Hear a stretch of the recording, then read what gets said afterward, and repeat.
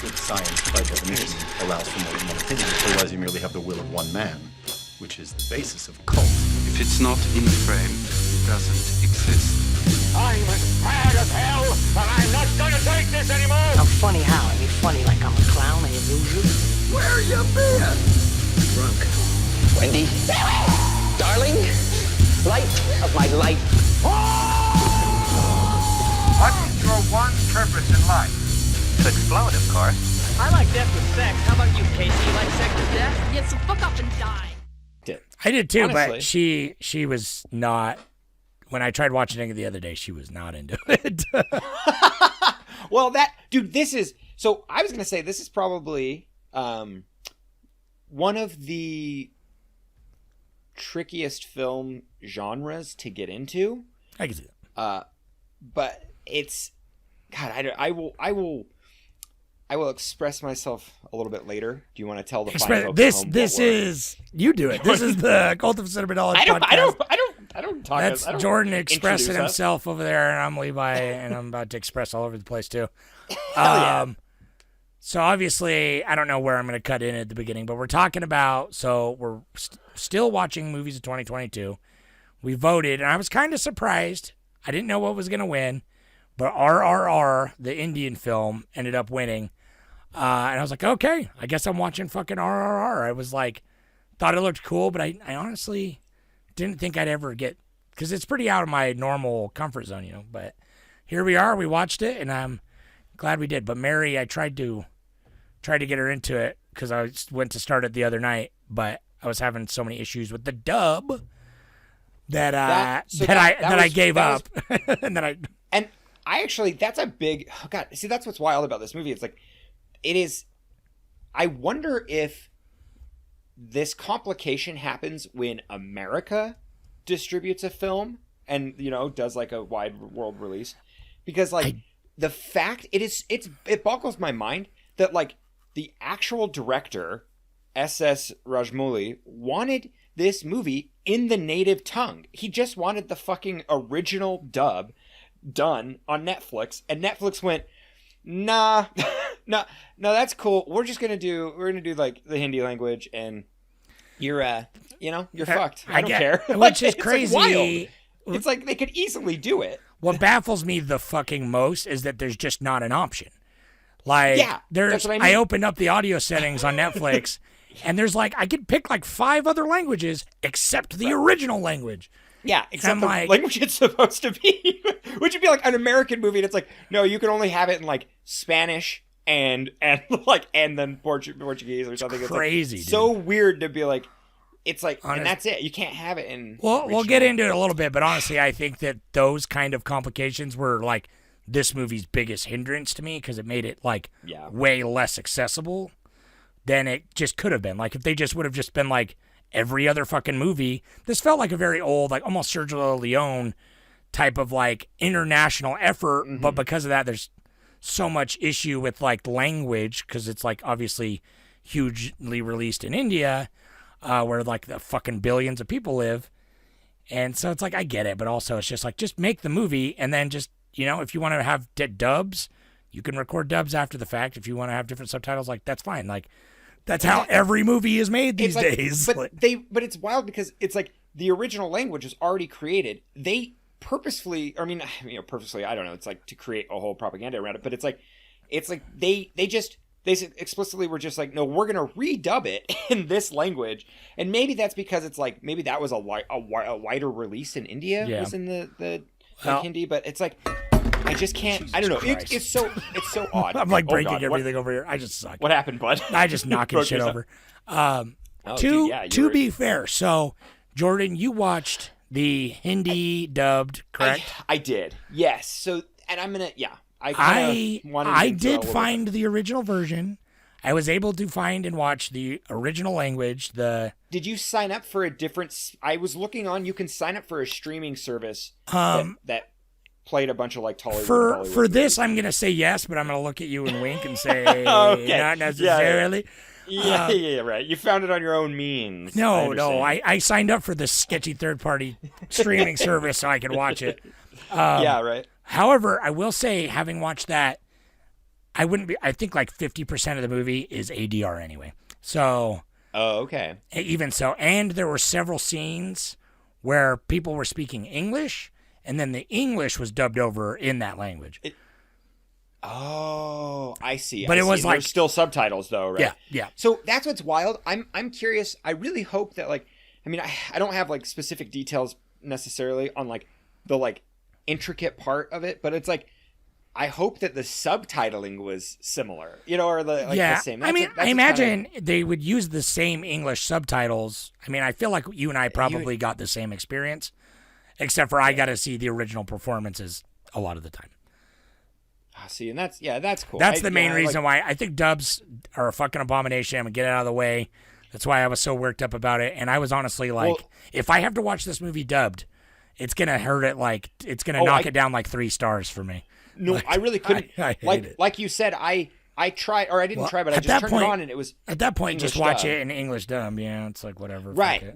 But like watching English dub, Netflix has started doing that. Like whatever AI they built to generate the English dub, and I know we've like gone on the diatribe on this before, but holy shoot, dude, I hate the dub. I hate like scrolling through Netflix and a show comes on that looks interesting, and then it's just like the most hideous dub in the world. Like it's so lackluster. They don't even try to like. We've talked give about any this inflection with some other animation or something because I'm like, dub is only acceptable in animation because it's all technically dubbed.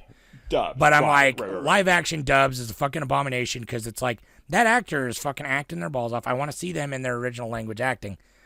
Not that there can't be good dubs, but you know what I mean. I still think it's like that's just make it an option. Don't make it the fucking standard. Don't let me watch it. I'm even trying to like think outside of my ableist lens. I'm like, would a dub serve purpose for anybody? And I'm like, not really. I can't really see it. Like, it's like. I don't know. I can see people being turned off by subtitles, but that's a whole other story. That's the thing. They aren't going to be trying to find a movie like this anyways. I know a lot of people who would much rather watch a dub than read subtitles. So, but I'm just saying you're fucking wrong. And if you're listening to this, really though, if you're listening to this podcast, that's okay. But we appreciate just try your opinion, watching a movie with subtitles. You can just try and get past it, and you really get used to it quick. But anyway. So let's move past the fucking dub.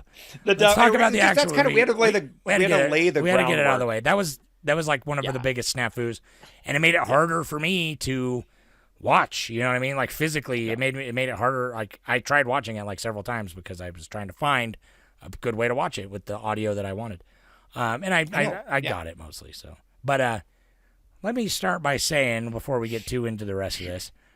If you didn't know already from our voices and maybe our faces, if you're watching us, hey, we're incredibly white, and so we're probably gonna we don't know anything. We're pretty ignorant about Indian culture and history, and we don't know. We're gonna butcher some names probably, so just get that out of the way too. We're not fucking right. That's that disclaimer too. I didn't go to college to study Indian cinema, just so you know. Yeah, and then this like literally every fucking YouTube essay I watched, every podcast that I listened to about this, every interview that I watched, it's literally everyone starts out with saying, "Well, this is kind of my first introduction to any type of like the larger umbrella of Indian cinema on top of like Bollywood, quote unquote, and this is now learning Tollywood." It's like it's very fascinating to like kind of see this. Yeah, man. And after, so I don't know. It's like my end thoughts after talking about everything. This is like an interesting film, and I'm excited to kind of dive in and see what your thoughts are. But let me give everyone kind of a quick, I guess we better a quick synopsis. What's great is like it's a very the plot's very simple. It's straightforward. Simple plot. Yeah. It's like it's actually kind of like. It's refreshing in how simple the plot is and how it's like we watched a movie a while ago that I compare this to heavily is The Good, the Bad, and the Weird, where the plot is very similar and but it gets convoluted. Like when I think about the plot of The Good, the Bad, and the Weird, I'm kind of like, oh, there's a little twists and turns, and there's some people there, and then I'm kind of just like, who? I can't. And this, you don't need to know all the plot beats, but we'll get. I like this more than Good, the Bad, and the Weird. So we'll. Me too. Yeah, I agree. But it also is like 10 times more, ridiculous and wild. But anyways, this film, RRR, Rise, what is it? Rise, Revolt, Roar, or something like that, or Rise, Roar, Revolt. Yeah, buddy. Which is pretty fun. It's supposed to be it's RRR is the director and then the two actors' initials, and so 'cause it's Rama, Ram, and then SS Rajamouli, and so it's kind of fun. They did that. Cute. That's cute. Yeah, it's cute and it's fun. It's like they definitely were having a great time, and apparently these two actors are like huge. They're like star status, Brad Pitt style. And so they they better be, because Rama, or because they call them several things in the film, but you know what I'm talking about. Rama. Well, yeah, Beam. So there's not Beam Bahim, and not Raj. Bahim, Raj. Beam and Raj. Yeah, those are the Raj. two. Yeah. They call them Rama sometimes, but he. I'm mostly straight, but man, he was fucking hot, dude. I couldn't it's that mustache with the mustache and his suspenders. I'm like, buddy. Yeah. Anyway, so what the fuck is this movie about? Tell us. It's very simple. So that you basically met our two characters. Beam. It opens up with Beam and his village, and it's Gond is the tribe that he lives in, and there's some white imperialists, British imperialists. They're there. They're doing the classic like the 1920s. Hunting. Yeah, exactly. It takes place in the early 19th century, and they're your typical evil archetype. They're hunting animals. They're colonizers, and so they're just taking over. And there's a young girl in this Molly, I believe her name, Molly. Excuse me, I can't remember. But anyways, there's a little girl, and she gets like stolen and technically like traded for nothing, absolutely nothing, just a few cents. And Beam dedicates his life to going and rescuing her and getting her back. That's his goal. And then you have Raj, who is working for the military and the military police for the Imperial British Army and their whole general and everything, and he's working inside that police force. And his epic introduction is him fighting off like a huge horde of thousands of people just to capture one person, and it's ridiculous, and it is it's fueled with nitrous and catnip and fucking I don't know, whatever other amphetamines you need. He just goes in and he fucking dominates, and it's a really fun scene. But anyways, this is the first 5 minutes of the movie. So you got 3 more hours to go. So basically, yeah. And so that's his introduction, and then Beam is introduced by fighting a tiger, and so it kind of shows both their strengths, and their polar opposites. But Beam is working in the city of Delhi, and Raj ends up going there, and he's tasked with trying to find Beam, because Beam's part of some underground organization that is trying to through the grapevine. They're like, this guy's gonna try and start this shit. Yeah, Raj's intelligence is telling him to find this group of people, and anyhow, on a turn of fate that's in the song. That's what's so great. They sing the plot points for you. The songs are so fucking hilarious. The songs are they're in Disney status, and so they're so they sing about them being it's basically the whole song is pretty much the whole plot. It's they become friends, and then they don't realize the implications that later they're gonna find out that they're on the opposite sides. Well, they become best of friends. They're really good, and then and then you get you learn Raj's backstory, and his village was actually there was a genocide that came through, and he watched his uncle try to fight them, and then he was told I need to, or his true goal was, I'm going to go back, I'm going to work inside the Imperial forces, and I'm going to get a lot of weapons so I can come and liberate my people, liberate my whole country. And then you find that out later, and then Beam finds that out also, And Beam's like, oh, I just wanted to save one girl and you wanted to save a whole nation. And then they team up and, you know, they kick ass and they kill the monarch, and it's pretty cool. But Beam gets he gets like publicly flogged and went to hang, and then Raj saves him, and then he goes down. Like they both are set up for execution, and they both save each other from execution at the last 45 minutes of the movie. Yeah, and then there's like a super small subplot where like Raj has he has a girlfriend, you know, type of like lover that he left behind, and you know she's pining for him, and that's part of his like that's his emotional core. Yeah. And then Beam met Jennifer, who's like, I guess a good-hearted imperial, a good-hearted Nazi that comes through and like wants, you know, she's like, your people are so soft and nice, and like, so, you know, anyway, I don't know, she's just there, I guess, to give. I think all these women are there to just punctuate the fact that this is not gay. Don't be afraid. just because you're sexually charged by these two men. Yeah, they're buddy. Not gay. I kind of feel like there's a little bit of that in there, which is okay. I mean, it does get that we vibe. Do that in America, so 100%. We got that going in America too. So. Well, and it definitely feels like too, like, you know, her character is fine, and she serves a point in the plot, but it's definitely to also just be like, hey, you know, like, white people are the villains in this, but like there are some good. It's like it felt like in Detroit, you know, like we always talk about. That's like the one where it's like they gotta have that one character come out and be like, "Oh my god!" Yeah, just so they're like, "Oh wow," you know. So we're not all monsters. We're not trying to do this whole race and everything. I'm like, you know, she's fine, but she literally loses her point an hour into the movie, and then she's just there just to like she does nothing after that. It's so silly. I mean, really, all she's there for is to have that like titular moment when they get together and they have the big dance battle. Yeah. And she gets him to be able to get into the compound and like, but when he breaks into the compound at like the half point of the movie, it's like he didn't really need her information to get to that point. They just literally broke through the gate pretty much. Nobody came with him. He just came with a bunch of captured animals, and he still almost won. Which is so, dude. This, oh my god. Okay, can we just like get the absurdity out of the way, because it's almost like back it up.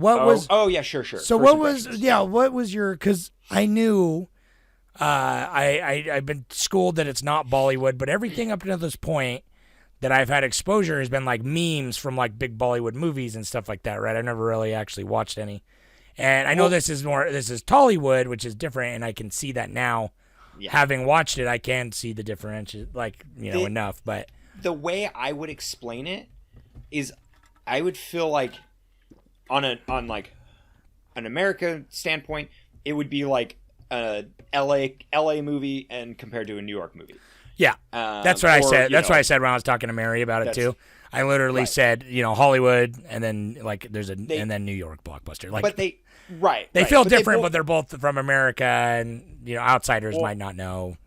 And it goes to say that like they both do, like, India is a different, like, or like God, oh my God, what is it? Because it's like Hyderabad is where they speak the Telugu, and then that is like a different like country essentially, and it has like a different history, but then there is, you know, a larger. It's like, I don't know. They it's very similar to like where territories were being broken up and like Britain was taking over, kind of like in America, where with what we did with our sprawl and everything, and like how we, you know, divided the nation. That it's similar to that. Like any place that was touched by like, you know, colonialism it has that kind of rich history. And that's what's really fun about this movie, is that these are two factual human beings that were revolutionaries, and this is their altered superhero origin story. You know, this is like their, basically it's like almost two regular men that are like god status, that, you know, come and they're working together, and That makes sense. it's really cool. Like basically what this was is in my notes I was like, dude, I would love to see an MLK and Malcolm X version of this. That'd actually be Just amazing. Can you fucking imagine? destroying Nazis, and Can you going imagine? through and going through, dude. Oh my god.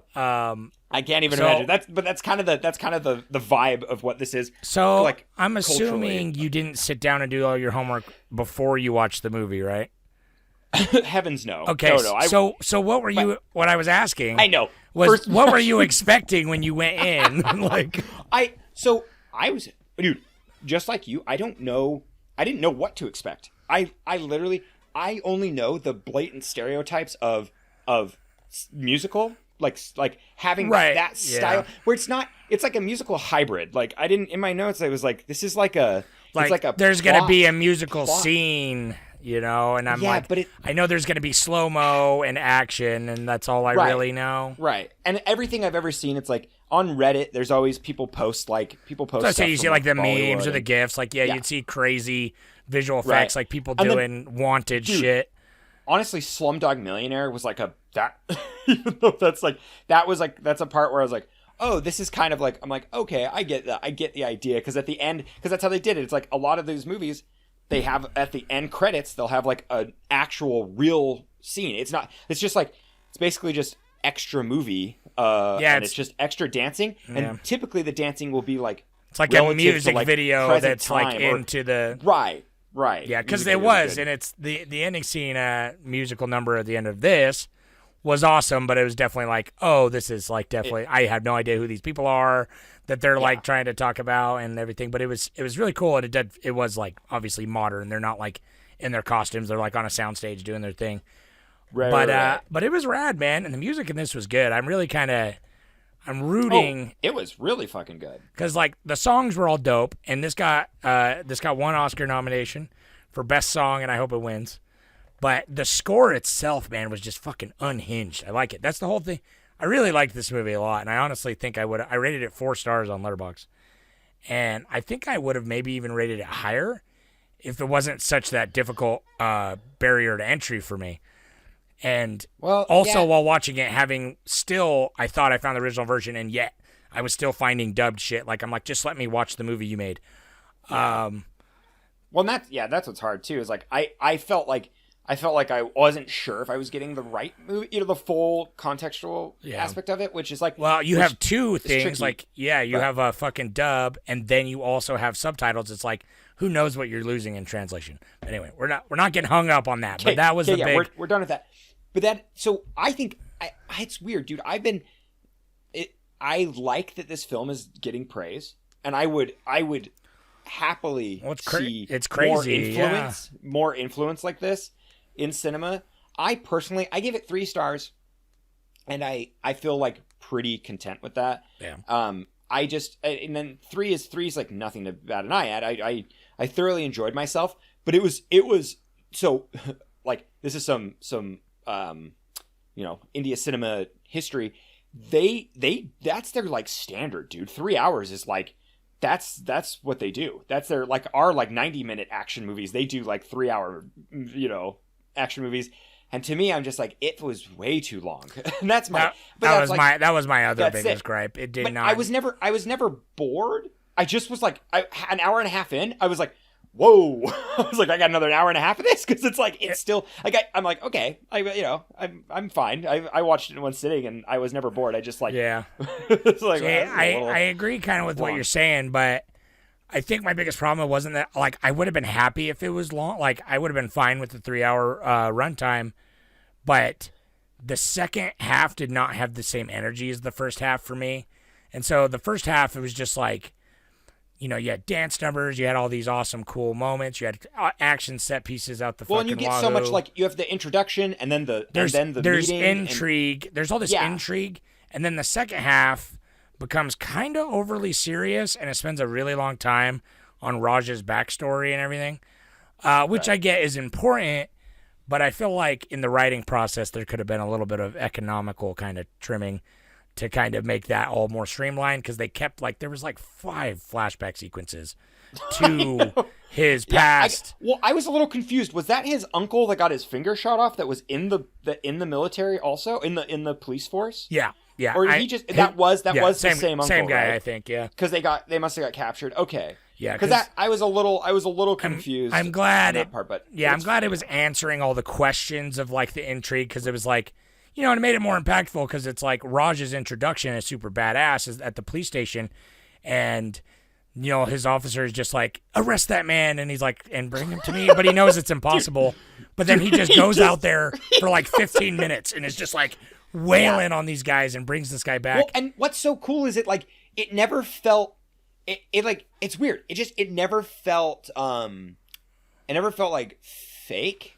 No, I'm immediately I believed all the reaction of like the people he's fighting, and his like, I mean, it's, I don't know, I guess it's because you see him and it's I don't know, it's like the superhero method where it's like I believe this world already, 100%. I'm already in it, like. Just to finish my thoughts slightly, it's like that was a great introduction to him, but then like later you find out like, oh, the reason why he was like so gung-ho is so that he can try and get that promotion to move up and get all that. Like that all makes that scene, like his motivations, like more interesting. Like he is by far the most interesting character, because he'll torture a guy, but then he has like a heart of gold at the same time.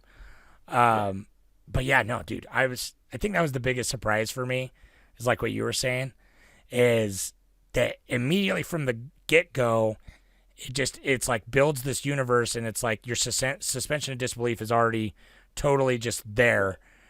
And like these people are doing superhuman things, but it's not because they're superheroes. They don't have to explain it. It's because they're just the fucking main characters. Like, right. They're literally just the main characters, and so they're like, we can do this. You know what I mean? It's just like, we're going to do these insane things just because it's like entertaining as fuck, and it serves the purpose. Like, this movie was just so entertaining. Like, it ditched logic for entertainment factor, which I kind of wish we would do more. What I took from it, and especially the like, I guess it'd technically be around the climax section towards the end, when they're damaged and they escape from the prison, they get there, and then they're in the forest, and then he takes on that like otherworldly, like godlike figure, and he's got the bow and arrow, and they're going through. I mean, he literally is like Jesus with his hair. I missed his sexy mustache, and yeah, but yeah, he was shirtless the whole time. But it's like the thing that blew my mind, and when I finally it clicked, where I was like, oh dude, this is just like a horror movie. They're just finding the like coolest, like fuck logic. We're just gonna find the most interesting way to kill somebody, and that and then that's kind of how all of it went. Is like, we're gonna find like the most interesting way. Like basically, that's like, for good writing, you don't want somebody to just walk through a door. You want them to like slither through a door, or find or like wobble through a door. You want them to do something. Wobble. You want them to do something that's just more than just the mundane reality of life. And that's what this is, where it's like, everything is like, it's, the kill scenes were so cool, and I was like, oh my god, like every horror movie, when you have like a cool kill and you're like, oh, the movie can be trash, whatever, the story can just be as simple as two buddies, one's undercover, and then the other's just a literally pure altruistic hero, and then and then they don't know each other, and like they're right, like it's like all those, like all the times where he's like almost gonna show him the poster and it blows away, like all those, like he almost finds out who he is. It's almost like, it's like, that's fine. It's not like deep, intricate, like storytelling. I was literally imagining, if this was an American remake, how garbage it would probably be, because they would strip back all the crazy stuff, and it would just be a really boilerplate type of scene, like the scene, for example, like when he's torturing the guy, his like buddy that he's staying with, and then he catches the snake and like throws it at him. Like, oh yeah, that's so sick, dude. They would find, in our version, they'd be like, that's too stupid. He just like, he like gets his thing loose and hits him with a rock and something dumb. Yeah, right. Something it would be super so basic, boring, done a million times. And they save the kid from the bridge, which is like the fucking best, because that's the credit sequence too. That was the most like to me the most cinematic in like that shot with the train and the kid floating in the boat, you know, and it's just like a shot from like the bridge and you can see the shadow of the train and the kid floating in the boat. That's like, I'm like, God, that's like beautiful cinematography. There's some really good cinematography in this. It's so, yeah, there really is. And it's like the shot when they're out when Jenny and you know, Beam is like, they're out in the city and it's like a shot in like that, like, I don't know, it's like when they're shopping and there's like a, you know, you can see it through and they're framed in like a window and it's like really dark. That's a beautiful shot too. So there's some great cinematography, but then it almost like gets outshadowed by like the fact that it'll just be that insanity where like they save a kid by like swinging under, but it works so well, dude. It's like Saw or something where like they have to plan each shot. It's like takes so much effort because it's like a puzzle that they have to build. Oh yeah, it's like so much choreography, and then like they have to like shoot it perfectly for like the fucking effects guys.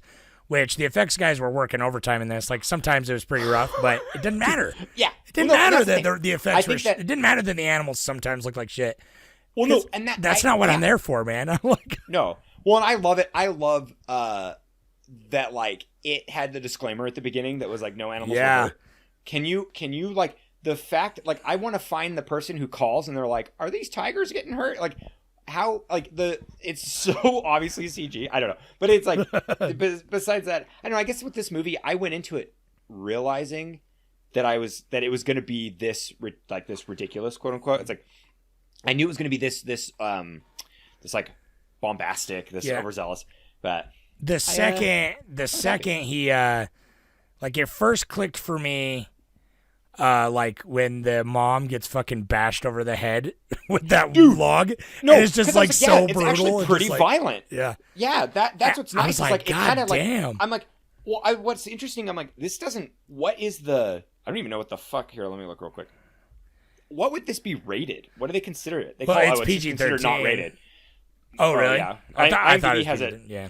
Not rated. IMDb has it underneath as not rated, but it was probably PG-13. I'd give it a PG-13, but it did have some pretty violent moments. Like it doesn't need an R, but it's just like it's that when the mom gets fucking destroyed with that branch. I was amazed she was alive at the end. The whole time I thought she was dead. Yeah. Good. Well, no, dude. Oh my God. Can we just? I wanted to start tallying it, but I didn't think of it until like halfway through. Their regenerative powers are.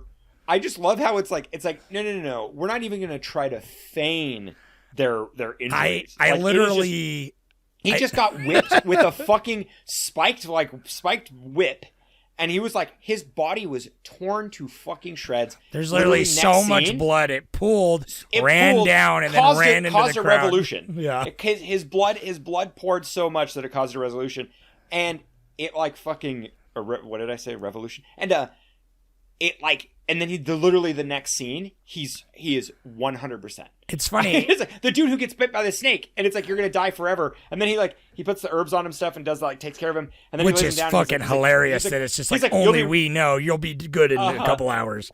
Yeah. He's like you'll be fine tomorrow. He leaves him, and it's funny because I love it. Yeah. I half expected it, kind of like it showed him a little beat up. But I didn't even think about the whipping scene. Like, I didn't even question it when he came back and was healed. Because earlier on when Raj goes out to fight that crowd and he comes back and he's a little beat up, he goes over to the trough and he washes his face off. And I was literally expecting him to, like, come back and just, like, have no wounds. Like, he washed all his wounds off. Yeah, right. And he had a little bit of wounds. And then the next thing he had, like, a black eye, you know? Yeah. No, dude, it's like, it is, God, it's silly. It was awesome. I liked I liked going into that world though, and just being like, you know, I'm not here to because the story was, you know, solid. Like we've seen it like this. It reminded me a lot of like Braveheart. Is what it reminded me of. Like especially him getting tortured, and he's just like, I was just imagining Mel Gibson being like freedom. You know. Yeah. Well, dude, that scene actually, the scene where he gets whipped was like. I'm like, oh, finally, because the whole, it's like their bromance and their like everything is just so I don't know. It's so ridiculous that I can't find myself being like, you know, connected emotionally to anybody in this. It's just a fun spectacle. But the scene where he's getting whipped, it's actually kind of cool. It's cool storytelling because this movie does a lot of explaining, but it's not in like a bad way. It's so weird. It's like such a shift to American cinema. Yeah. Where it's like we have to be nuanced and kind of almost cynical. Yeah, there's so many things. I was thinking that too. There's so many things in this that I would normally hate. But I didn't care in this for some reason because I was having a blast. I don't know, and it's just your suspension of disbelief. Like I'm saying, I think that's like the biggest thing. And like you go in, you know, like from the get go, you kind of know what you're getting, and it's like, okay, these are the rules of the movie, and so it's fine. You know what I mean? Yeah, that whipping scene is the most grounded to me. Where it is cool because it's like it's all that is definitely show don't tell. Like that him getting whipped, and then him looking at the blood, and then him finally realizing like, oh dude, people are getting like fucking emotionally, like he's, you know, it's kind of the like Batman mythos where it's like he doesn't, you know, he knows he can't defeat. No, he's everybody, becoming. He realizes the martyr that he needs to. Yeah, become, the martyr, you know? right? Exactly. And so it's like, and that was like that. I think he even mentions it too. Like the second the scene ends, he says like, oh, but he got their minds or whatever. You know, he's like he got their spirits. You know. See, the best show don't. This movie had quite a bit of like it did. You're right. It had a lot of weird like exposition, especially in the songs. Right. But the best show don't tell moment didn't even need to be a show don't tell moment, but was the bridge scene. They don't even talk. They don't. He's just like, so good though. He just looks him in the eyes and he's like, you know what to do, bro. Yeah. And he's like, oh yeah, I got you. And he's like, I'm like, wait, do you know what to do? You're gonna get killed. He's like, he's like grabs the rope and hops on the motorcycle, and I'm like, buddy, are you sure that's? Yeah. What's your plan? I love and he grabs the flag. And it's like, oh, okay, he just looks badass. And then it's like, oh, no. Right. It's literally, he had the foresight to wrap and that's what him. I mean. That's what I mean, where it's like... it's like a puzzle they piece, are like puzzles. you said. Yeah. It's like, it is very... it almost goes beyond choreographed. Like, it's like, they have to, like, really think of, like, fun, intricate ways to create, like... That's how it works. That's what makes it work. It's like, they think of the actual practical ramifications of things, and then they just go the fucking extra mile. And that's like, dude, when he punches the tiger with that fire pit, there's the fire dude, the sconce, brazier, and he just gets the brazier, dude. It so just cool. punches him. It's a cool concept. It's a cool, like, they usually are they do really good with like working the whole environment. Like there's times where feels like a fucking it feels like a video game. Like it's awesome. It feels like a video game. When he gets the chains on his arms, like, dude, when Dean gets the chains and then he wraps up that thing and throws it at him, I'm like that's a cool, smart idea. Well, like, and it's a fun way of showing the like heightened, like, you know, these guys almost become superhuman when they're like have these extreme heightened emotions, and like that's a cool way. I feel like you don't see that in cinema where it's just like. And I guess this is more common in Indian cinema, obviously, where it's like, that's just expected. Like, they're showing it through their actions, and like their strength, their physical strength is so over the top because it's just like they're feeling so much, and it's just like so much of this like. And this is like anime style for me. Oh yeah, like it rules, man. Like, I immediately was texting Pablo like halfway through. I'm like, go watch this movie, man. You'd love it. He would love it. Yeah, really though. It's like that's the thing. That's where I'm like. That's where I really appreciated it. My resident other anime nerd friend. Yeah, right. But what's tricky for me is I want to watch some that maybe aren't quite as extreme and see where that kind of lies, you know. Yeah. Or I don't know. Go through it a little bit and watch some other. I felt like this was I don't know that much about the other cinemas, but I feel like this worked because it's like not every single scene had these crazy over the top slow motion action moments unless it was the two main characters pretty much. Unless it was the good guys like fighting for this thing. And so honestly, the only time I was kind of put off by it, because normally I'm like, oh, this is all fine, all this crazy shit is fine. But when the bad guy, the governor at the end, he's like chasing him after Bahim escapes getting hanged, and he has that moment where his car like crashes with the tree falling down, and he flies up and he grabs the gun their car. and he shoots the gun, and I'm like, that honestly, like, it would be cool if the bad guy didn't do it, because honestly, that was the only time I clocked in the whole movie where someone other than the main characters and then like the one friend with the snake and everything did like some of these superhuman moves. But even the friend felt- with the snake wasn't like superhuman. No, you know? it wasn't just was like- like it was just shot like shot. Yeah, it was shot fun, insane. but- Like I could see, like But I have yeah. a plausibility of like he maybe is badass enough, but it's not like unrealistic to the point where it's just like like that can't happen physically. But like it did kind of tweak me a little bit when the bad guy did it, because I'm like, oh man, this and that to me felt the most Bollywood quote unquote meme that I've seen, because it was like the very like the puzzle pieces, like you said, like the gun flies up and then he like grabs the gun and all this, and I'm like, this looks like a clip from all the fucking Bollywood movies I've seen before, but this is the only time it's felt that way to me, and I feel like it just wasn't as earned. I don't think it was a problem, but I think they could have done without that.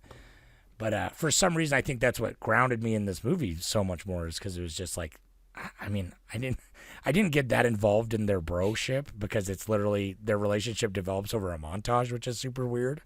I know, right? It is kind of weird. But when that song ends and then they're like really good friends, I was like, oh, I kind of got a little jarred, because I was like, I thought it was it's done now. We're that just was anime we're just as friends. fuck. That was anime, Yeah. because like they do the swing under the bridge, and you're like 40 minutes into the movie at this point, and they lock arms, and then it's like RRR, like the title sequence, and then there's a 2-minute long song that's literally, I imagine, some Japanese girl singing, like of them like becoming friends and everything. Well, it kind of felt over like, a title felt sequence, like it even gave me like remnants of like, see, that's what's wild. It's like parody, where like I could see like fucking Matt Stone and Trey Parker making this exact same movie, like shot for shot identical to how it is. That's the thing. But it's this like movie it's serious when like, it needs to be, but it rarely is. right.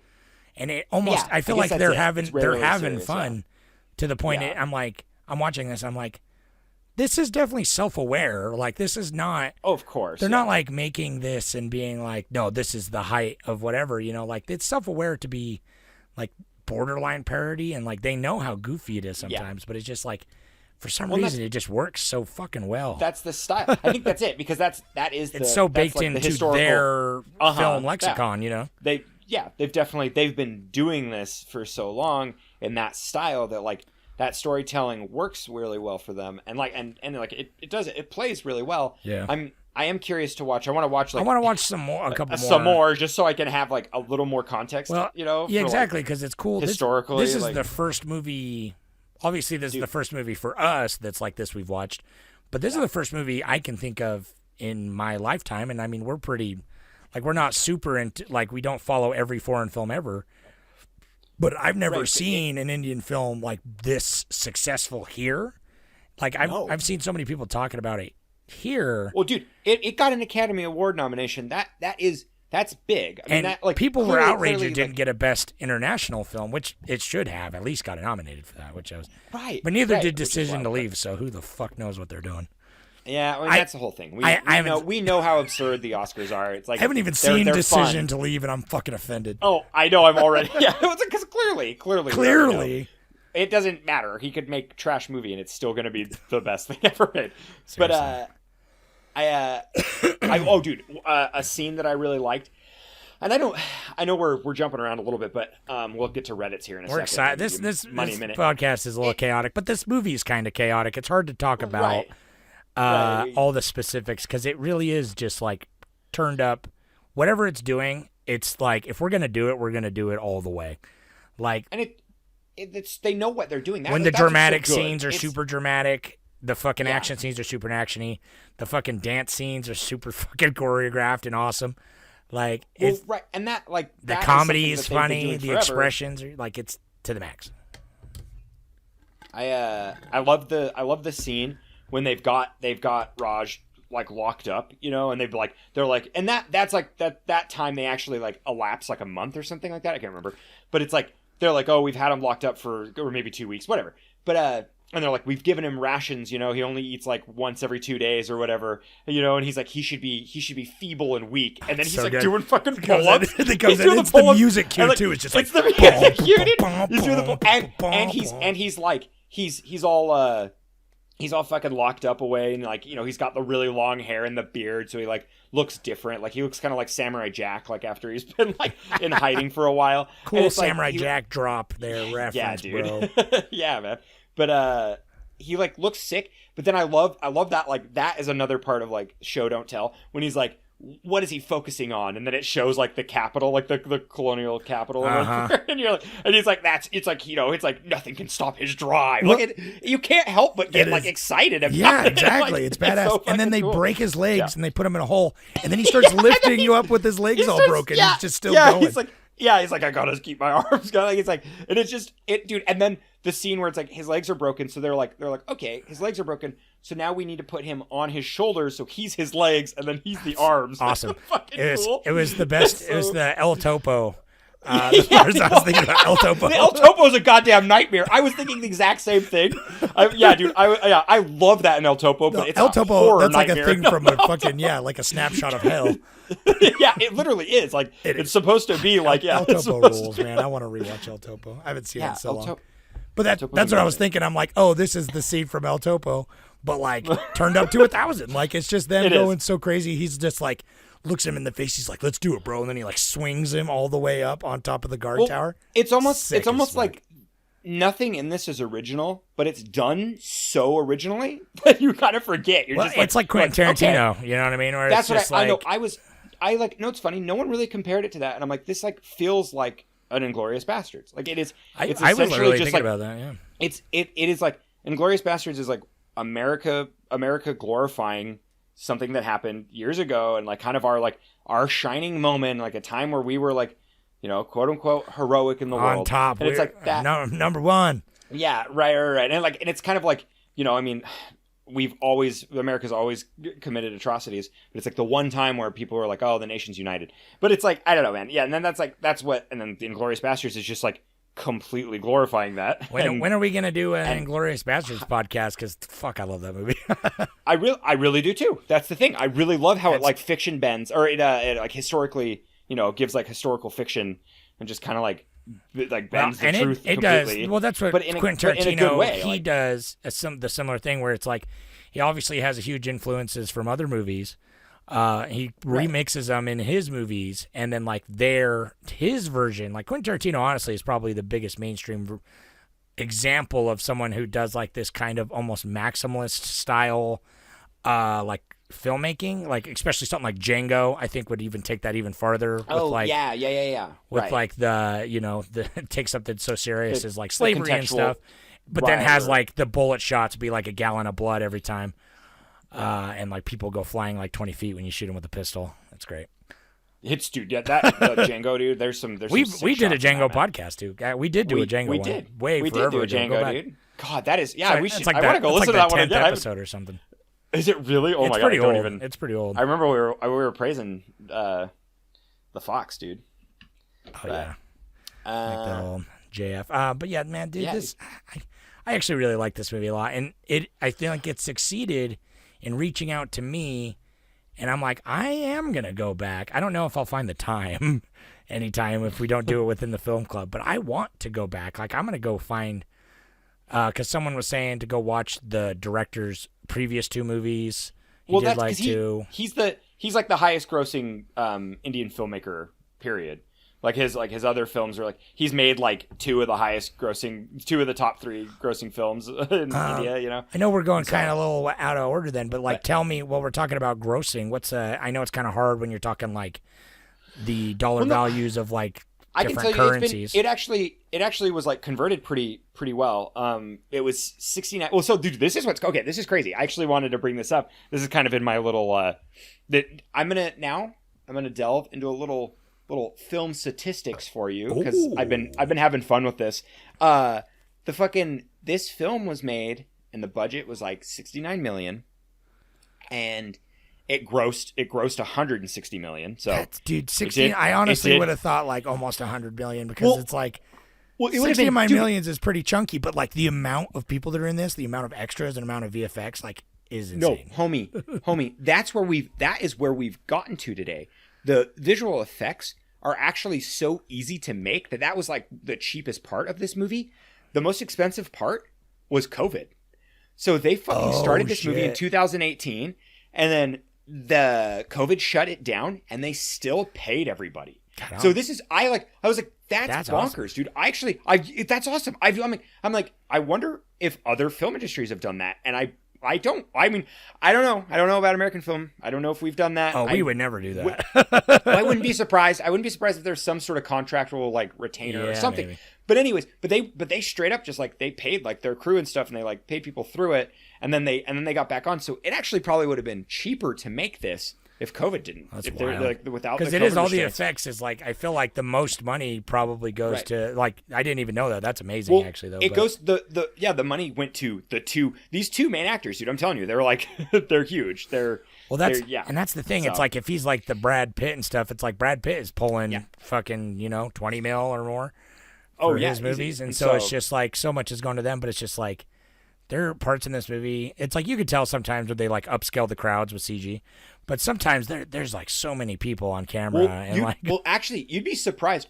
The scene where they do the tower, that's a lot of people. You know, when they climb up the human tower and they hit that like fucking I don't know, it's like a pot. It's definitely something like significantly cultural, but I don't know what's going on. They're just hitting like a quote unquote pinata, probably something ceremonial. But anyways, they're hitting that thing, and that's a lot of people. But the crowd, when he's at the beginning, when Raj is like surrounded by all those people trying to revolt for that little police station. That is, dude. There's only like 20 people in that crowd, and then the rest really? is all composite. That looked great. I'll post a because I was literally looking for that. I was like, no way, dude. No, like the wide shot, the big wide shot. I was like, okay, that's shot, digital. But no, I'm like, the wide shot is 90%, like 99% digital. that's crazy. So Because it's some like- of the yeah. other ones, I'm like, there's no way. But I'm like, that sounds scary because that's a lot of people doing all those movements and stuff. But I'm like, no, man. dude, they cut around it so well. Like it's Well, like I shooting noticed- when the fence is getting pushed. It's only like 20 people. The organic, some of the organic CG, especially like fur, like the animals, sometimes was like it was super obvious a lot of the time. But I did notice the effects on like their environments were really dude, good. Water looks beautiful. And like because like That all train their exploding was exteriors are gotta be because I could tell they're digital. For sure, they had to have been, but it's like I'm like this is like the David Fincher style of exterior digitals, you know? That's like the forest scene. It's like I think it helps too because action moves on the scene, so you're not really focusing on you're not trying to show up the scenery. But it's like basically like 100% green screen. It's like they're like it's like literally like two palm trees and a little like bucket fire, and then the rest is all composited over. And it like looks pretty good. It's like it's fun. But I have another quick fact for you because that was the money, and I thought that was like pretty cool. I want to kind of look into that. That is an like, interesting COVID, of thing. COVID wasn't. Yeah. Well, this is what blows my mind. Before COVID, we like I thought like in America we make like we produce 600 movies, and then like Hollywood only makes like every year. They only make like 100 movies, maybe 200 movies, and like fucking which India, seems like a lot, kind of. dude. That seems like a it lot seems when you think of like a 6. pile. I think of like you think of 600 movies in a year. That's like 2 movies a day, basically. So you're like, okay, that's a lot. In India, dude, it's 3 fucking times more. They'll produce like 2,000 movies a year. I wonder. Like, there is such a fucking like. I just, so don't know about their culture and saturated market. everything. Yeah. I was thinking the whole time, like, what was this like going to just being a regular dude in India and going to see probably a Hindi dub of this movie just wherever? Like, what is that experience like? I'm curious if I doubt it, but if any of our listeners are out there from India or gone to cinemas in India, let us know. Come on the Reddit, call us, because I'm curious about like what the average movie going experience like. Do their theaters just fucking packed? If they're just coming out with this many movies, obviously film has got to be a big deal there, and not all of them are these huge fucking epics. Like there's got to be like, especially with technology these days, there's got to be like there's got to be like an indie scene, like a decent indie scene or something. Like I'm curious. Dude, if 2,000 movies are being produced, and that's so from like 2005, they were in like Bonkers. they were still from 2005 they were like in the 800s, and then now that was 2019 was the last data poll, and that was at That's 2000. cool. Yeah, that's Dude, I, it was I'd like, love to hear it, man. But dude, and then I've got a few other. I'm gonna tell you because like, guess what the He's got guess, the nuggets, guess- the trivia factoids. I would like for you, my good sir, to just hazard a guess at what the next country would be that makes like that would produce the most films. Okay, so India produces the most films at The most what was films, it? period. Was it 3,000? At 2,000. 2,000 a year. 2,000 a year. What would be the second most? Yes, I want you. You're never gonna know it. It's amazing. It's gonna be some weird, some like small country or something. It's Well, like not necessarily a small Madagascar or country. something. Yeah. Well, but you're close. You were close. It's Nigeria. Is it Nigeria? Nigeria Never will would've produce guessed that. like they produce a steady stream of 1,600. That's fascinating, man. I want to know. Yeah. Like, obviously here, and like, not even just here, but like, quote unquote, the West. Like, I know, like, cinemas, it's like, I know kind of like the history of like what movie going was like over the 20th century and like what it is now and how it's kind of like died down and it's kind of changing. But I'm like, I want to know in these like other countries that I don't really am not familiar with, like what the movie going experience. I want to know what the average dude in Nigeria is going to see one of these movies. Right. Because it doesn't, and that it's not what I picture. Yeah. Like, I'm so no, dude. And I'm like, this is. we're so going cool. to the I've gotta, movie like, tonight, kids. I have, what the fuck? I have such a like deep respect now to look into like other cultural like I love to see it experiences on film because I assumed that like because 600 I was like that's a lot of movies for the U.S. So I just assumed that other countries were in that range. I didn't realize they were like almost like 3 times as much. Well, It's and like, they're so I didn't realize like Indian film feels like such a bubble because it's like here in America, like obviously it's like we're pretty exposed to like French films, to like Korean films. That's probably a little racism there, but For sure. Yeah. But I mean, like, yeah, for sure. it's like we get a lot of like Asian films and stuff like that, quite a bit, especially more nowadays. But it's like, I don't know. It feels like we're cut off from Indian film, and it's certainly cut off from Nigerian films. What the fuck? Yeah, and I think it's probably because, I think now we definitely, for the better, will start to see more getting the treatment that they deserve where they're in their native tongue. Well, especially dubbed well, or it's subbed well, Yeah. So that's the thing. But no, I'm hoping can I this just movie continue gives real the quick? popularity. You know what I mean? Like, Right, exactly. That's what I'm assuming this will kind of launch that, like, I don't know, kind of just because that's what Parasite did. It definitely like it put forward a lot more like Asian cinema to be, and just kind of foreign cinema in general. And that, I mean, it's been happening historically slowly, but I think Parasite did. Yeah, I'm hoping we see a boom Winning like Oscar, that with but- India. Yeah, for sure. Yeah, that'd be cool. But dude, then the next area is China, and they produce around 1,000. Then Japan is like they're like 650, and then the U.S. is like 600, and then it all just fluctuates. But it's like that, dude. It's crazy. I didn't realize, that like we were so far down. I don't know. I mean, I just assumed that like. Well, our fucking movies like consume so much, but yeah, I mean, I feel like from where we're sitting, it seems like our movies are like the bit like Marvel and stuff and everything is like is like the big thing all over the world. Well, those and it certainly is, but cinema is that's our largest export. Makes sense. That's what I'm glad to see. I'm glad to see that huge upscale from 2005, like you were saying. Like, cinema has obviously been an artistic form. I'd like to see it like for these other countries, like these artists, like just more artists, man. I just want more artists, more filmmakers. Right. Give me more fucking filmmakers, bro. I know. Well, dude, now we have a very large pot to drive from because it's like if they've been consistently making like around 2,000 movies for the last like, I know I 20, can't. 20 years. This is gonna be an Indian film podcast from now. I'm just kidding. Yeah, I know. Yeah, we'll definitely fit some more in. That is interesting. You got any other nuggets? No, that's kind of that's fun. That's it. That's the big. All right. Not that many. You got to go comment on the fucking Reddit, boy. I know. I'm a loser. I only like to comment when I get on my computer, and I haven't had time to like be on my computer for a minute. I know. So. I mean, I feel bad because I never comment till I watch the movie, and then I don't same, watch the movie that till like the very end, and then I don't have time, or I'm like, I post the thread, and then I comment like a week later, Yeah. So I'll read you one or two Reddits real quick. So let's see what we got. So Zan Pierre on the Reddit says, do not watch it in the English dub, but the original. Fuck this movie from the first scene introducing the main characters that this movie is going to be bonkers. I love this movie since it showed me the realism, quotes, Hollywood has been trying for with their action movies is not needed. This is a movie you could color outside the lines if it is going to make a great movie. The music is also top-notch. Love the scene at the tea party. Wishing them to get an Oscar for that song and scene.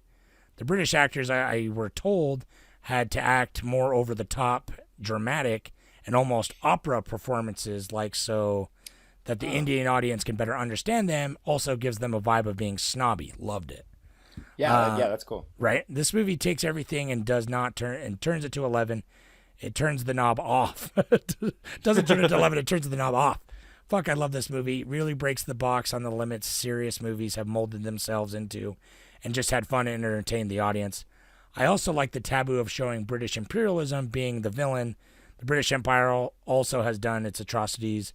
It is mostly glossed over, in my opinion, in most modern films, just like a large number of other nations. So I love the new blood for villain empire that the Nazi Germany that has become like shorthand cheat if you need a tyrannical military. It's nice to see that. Right. Yeah, thanks for Right. that comment. I know I liked the villains. It was kind of like melodramatic, like almost soap opera-y, but they really did work. Hardcore. I loved it. Yeah. Because even the expressions, like on the main characters too, and especially when there's like when they're having their little meet cute and everything, and it's like he's just like, oh, I don't know, like I just, it's all cute.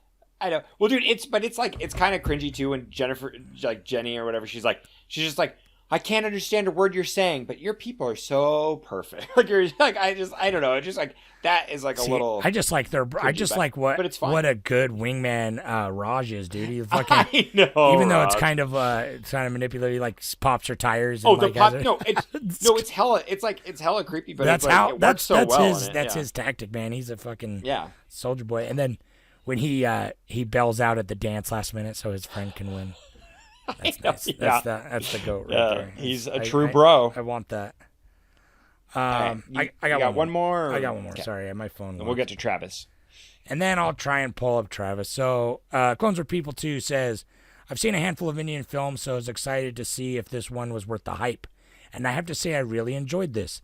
There can be quite a cultural shock to watch Indian film, and this one was no exception. Completely over the top in every way with superhero action, high melodrama, and those bastard British villains. The songs are always a bit weird, especially when the characters address the themes of the film. And that flogging scene is probably one of the weirdest scenes I've ever watched. I can't say for certain, but this had a very high rate of violence for Indian cinema. Which is interesting. I was interested because I was like, this is pretty brutal. Yeah. Like we were saying, but I don't know. I was like almost wishing it was like more brutal, but it's just because I'm an edgelord. I'm an edgelord, I guess. Yeah, right. I'm just like, me too. I'm like, but yeah, cut his fucking head off. Anyway. yeah, yeah. So he goes on to say the set pieces were fantastic, a little bit cheap looking at times, but I'll let that pass. The bridge scene in particular, and near the end when one of them picked up the motorcycle, were highlights for me. Yeah. The plot was straightforward and the ending was predictable, but the twists and turns along the way were great, and I really cared for our two heroes. I find it interesting that even among people who watch a lot of film and world cinema, Indian film seems to be overlooked. Hopefully this will open the door to Indian film for a lot of people. Thank you, YouTube, for commenting. Appreciate that. And I agree, because that's what kind of what we were saying. It's like, it is overlooked. I don't know. It feels like a bubble. And I feel like this movie kind of popped the bubble and reached out. So I'll be interested to see. I'm excited to see like decent subs coming out. You know, Yeah. and like Well, it's hard to Keeping it's like, I feel like we watch more movies than a lot of people in our lives, obviously. And I still feel like I'm always trying so hard to get the newest movies coming out, and try and hear about new good movies, let alone movies from fucking other countries and stuff. Which if they make it to, unless I'm actively searching for it. So I'm hoping that this actually will make it so it's it's easier to discover and you don't have to go looking as hard. Finally we might get movies kind of in front of our eyeballs and because when I was saying India, I was like, I had to have seen an Indian movie. I was trying to rack my brain. It was literally dude. You know, Slumdog Millionaire and like Lion, but those aren't even Indian films. Those aren't Indian films. I know. Yeah. They're like an Indian story. You know, there's like one's like Australian and one's like fucking Danny Boyle, wherever the fuck he does. Yeah. How are you? I don't. Yeah. What do you consider Danny Boyle? I don't know. He's English. He's right? just the man. Yeah, I don't know. I don't know what Danny Boyle does. He makes like he's worked in Hollywood before too. But anyways, I've seen this movie like I think it's called Color of Pomegranates, but that like is very experimental and slow. I don't know. It's different than like that's what's interesting. I'm like they're clearly like, you know, there's going to be every kind of variety of film, you know, in that culture. So it's like I'm, you know, interested to kind of see what they've got and. You know, I'd like to see it. I think, I might have to dig back and try and find some of the best ones and at least throw them on my watch list on like Letterboxd or something, so that I can at least, because I want to get a little bit more familiar. You know, I feel like I've seen a lot of the big movies at least from like some other countries, and I'm like, oh man, this is a different flavor. That it really did feel like a palate cleanser for me. Like, I feel like I really enjoyed this movie. It was a lot of fun. So, anyway, let's see what our guy Travis has to say, huh? You ready? Yeah. Hey guys, RRR was the first Indian movie I've ever seen. I thought it was okay, but kind of too long. And I was watching this movie, I kept thinking that this would probably be the coolest thing ever for a kid growing up in India, and might be appreciated more by people familiar with Indian culture and history. This folklore tale just didn't work for me. It felt like a bromance story, and I realized that has to do with my lack of knowledge when it comes to Indian culture. But there were a bunch of scenes that I thought would have been better if they just kissed already. The scene, though, when Bahim attacks the British palace and in a Troy-like strategy unleashes all those wild animals was beautiful and my favorite part of the movie. So my question today is more of a lighthearted one, but if you guys were to make some promotional stickers or t-shirts of you two and Photoshop your faces onto scenes from RRR, who would be driving the motorcycle and who would be riding horseback? Or would you guys go for the image of Alluri sitting on the shoulders of Bahim? Thanks. Travis, dude, it's good to hear from you, man. Yeah, thanks for that. You know what? Honestly, straight out the gate, I'm horse, you're a motorcycle, right? I mean, yeah. I think, yeah, actually, that totally tracks because I fucking love my motorcycle. I know, yeah. You used to ride motorcycle, and I'm more white trash. So I've definitely ridden more horses, probably. Sure. I've never been on a horse, I wouldn't know. I've been on an iron horse, baby. I've strapped that between my legs, baby. Well, I'm more in touch with nature, bro. Yeah, the nature. Well, and that's what's funny too. It's like that's what's crazy. It's like this movie is like it's a huge epic. So there's so much to like draw from, and like there's so many like comparisons. And I actually appreciate the fact that like Raj is on a horse and Bahim's on like a motorcycle, because it kind of like for their character archetypes, where it's like Raj is more of a city person, but he's getting in touch with like his horse side and vice versa and stuff. It's kind of, it's fun symbolism there. This movie's got a lot going. I'm definitely gonna go and Photoshop, do a Cult of Cinema Knowledge of like the hands under the bridge, but with the Cult of Cinema Knowledge flag instead. Oh, dude, yeah, let's do that. That and needs to be a new sticker. Our ripped bodies. I ripped, dude. Well, no, okay. I was laughing because this is my last thought, and then I guess we need to talk about our favorite scenes, and then if you like this, watch this. But my favorite thing about this whole thing, is the fact that it shows them like, and they're just so fucking, they're like 300 ripped, and they're like, he's punching that punching bag, and the tiger scratches him, and like I'm erect, and like it's just so like fucking cool. And then the rest of the movie, they're covered in shirts. I know. They never take their shirts off again. Shame. It's like, they're so they're stylish as fuck, man. Oh, no, don't get me wrong. No, I love all of the like, you know, for me being, you know, white and not really understanding it, but more like probably like traditional clothing and stuff. And it's like, well, it looks so comfortable, really love, like, a lot of it. And but then it's just really like Raj's clothing was very like, felt like 1920s, like fucking like, with the suspenders and everything. With the suspenders and stuff. And it's kind of that, it is that blend of like the like Western imperialism. Well, and that haircut, I've been influencing them. Oh, dude, I know the haircut, baby. That was my like God. a huge, like people like, that haircut came back the last few years. I feel like you see it everywhere. But I'm like, that was the haircut. Every time you watch a World War I movie or something, like that's the haircut they have. That's the haircut. Back dude. in like Everyone's the got the high 20s, and tight, man. baby. Yeah, that's it. Yeah, and dude, and they're like every single beard is on point, dude. I can't even so like good. every mustache and every beard. Fucking great, man. I'm so jealous. I want to. You could chomp on it. Dude. All right. So what was your favorite scene? What was your? I don't even Yeah, know I had to because pick. it's like there's so much. There's so much. It honestly that shot of the train, like I explained earlier, I just loved that because for a moment I was like, oh man, this isn't crazy yet, and it's like that's fun. But then I think I really like when he's doing the pull-ups. I think I just like that is a nice storytelling device, and I like. And it's that. badass, and it's kind of funny. Badass. It's kind of everything. Well, I love it. It's badass, but it's nothing out of the realms of possibility. Yeah, like it's not. Well, it's nothing. It's not too cute either. Like that's the thing. It's like right.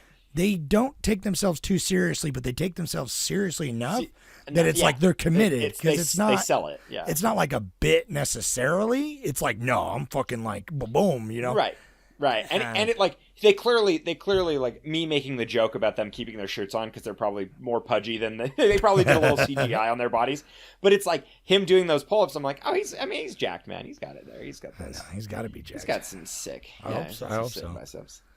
I mean, they're clearly not as jacked as when their shirts are off in the fight, like whenever they're doing their show stuff. That's impossible. I don't know.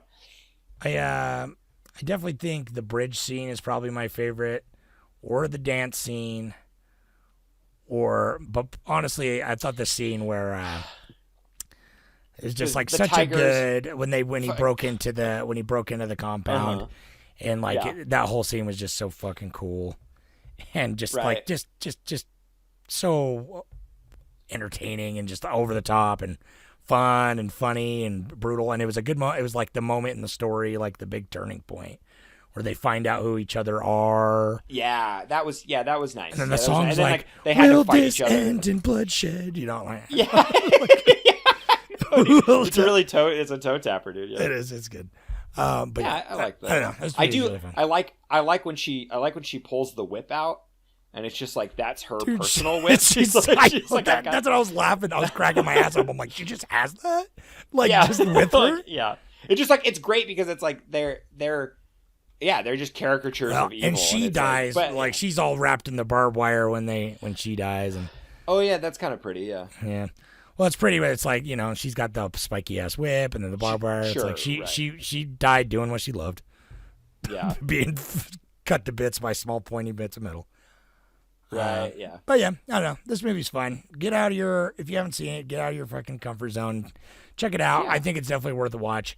And literally you everything can we've talked break about, it into two. If the 3 hour long is a lot, there's an obvious point after, we've already spoiled the whole movie, but after the siege on the compound, there's an obvious point where I'm like, this is where the intermission would go. Right. Well, dude, and you know what's funny? I was just about to say, everything that we've spoiled and talked about, there are still scenes popping in my head that we didn't even mention. So much. And so there's I'm just like, much you can going go, on and there's so much to go on. That's the thing. It's just like, it is, but it's wild because I feel like this does have enough, where the good, the bad, and the ugly is like, it's like, or good, the bad, and the weird is like balls to the wall, like beginning to end. But then there are some breathing points, but they feel forced and they kind of feel dumb. This like is fucking, it's whatever that's called, paced. It's paced really well. It's paced really well, and like that's the thing too. It doesn't have it's got a simple story, but it's still an engaging story and cool characters. Like, right? You know what I mean? It's just like you're still there for like the drama of the conflict of the writing. Like it's not 100. It is, but it's not 100% reliant on like action. You know what I mean? It's like it's kind of doing pretty good in all aspects. Like even their roid raid acting was a lot of fun. Like it was. Yeah, dude, it's so. It does. I think 300 would be my American. I was gonna say, like obviously we can't say if you like this, go watch another Indian film. But for our sake, like 300, you think would be a good? I think that's a good one. 300 or Rob Schneider. or not Rob Schneider, Zack Schneider. Rob Schneider. Rob Schneider as the He's the Hollywood. stapler. Yeah, right. Rob Schneider as the tiger. He would. I'll say Rob Schneider in this movie. Yeah. So, anyway, any Zack Schneider film, Yeah, kind of he does that motif. But his is the over serious without like, and it's got to have the explanation. Takes itself too serious. Yeah. Like I want to see in a more American movies, like big budget, like I want to see superhero powers that don't have to be like. That's why superheroes are so popular, is because people want to see that shit, but they want to have a reason for all these characters to have powers. Like I just want to have a movie where it's just never brought up. Like that's just the kind of movie it is. I have literally been talking about this forever since the first Spider-Man got rebooted. We don't need an origin story of any superhero. No, I understand. God, it's so baked into it. I understand that younger viewers are watching and they're getting it, but they've probably already seen something that exists before. So it's like you could just create something and just have a story without it being, an origin story. I think they did it really well in the Spider-Verse because it's his origin story, but then he's meeting other characters that have already gone through their origin story, right? And so they kind of help walk him through it, and it's a little more. You have a bigger pool of characters, and it really helps.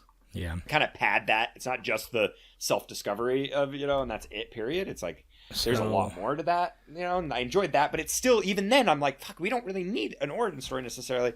We get it. It's like no, we spiders. Don't. Like we anyway. like them sometimes, but yeah, and we don't need that's what I thought. That's what I thought was fun about this, is like you didn't need. I mean, even though you get flashbacks later and stuff. That's just the universe. That's just the universe but, that this movie is. It's just like this is just how the story's being told. Not everything needs to be like our reality. You know what I mean? Oh, that's cute. Right. A movie I really like if you like this, watch this. This movie I really liked when it came out. It's pretty dumb and over the top, but I think a lot of people hate on it. Is Wanted. Oh yeah, right. Like I feel like the scene when he jumps. Wanted's a fun comic book adaptation. Yeah, well, he jumps across the building through the glass and is double shooting the gun. Like it's got the crazy moments, and like them doing like they're normal people who train themselves to basically have these crazy slow-mo moments. And right, that's it's true. dope. It's dumb and it's stupid, but like I think that's the closest parallel. It's Wanted, but it's like this. The story has like, it reminded me of Braveheart.